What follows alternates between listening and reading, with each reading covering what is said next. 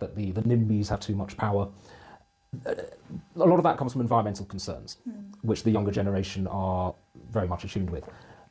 We currently at the Libertarian Party are updating our environmental policy, and we do want to deregulate planning to increase housing supply, and we're also tackling the issue of net zero.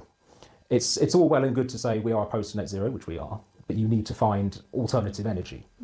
What is your stance on nuclear, specifically small modular reactors? Yes, I think nuclear energy is absolutely the future, and the fact that we failed to build any nuclear reactors is really, really a difficulty, and it does, I think, suggest that we have failed a whole host of reasons for that, but we failed on energy policy.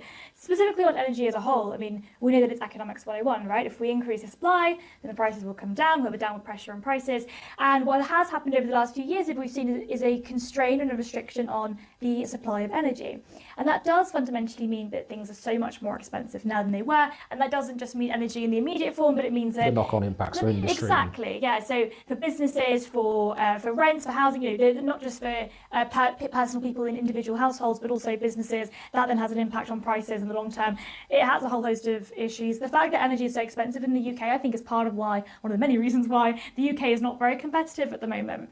So small modular reactors are absolutely one fantastic way that we could do this and do this quickly. I think it's a fantastic idea. However, unfortunately, as a result of the regulatory constraints and the risks, nobody's going to be able to build or invest into it. And I mean, there are a couple of companies that have said that they are interested in the idea, but we haven't incentivized them. In fact, we've done the opposite, and we've disincentivized them from doing so.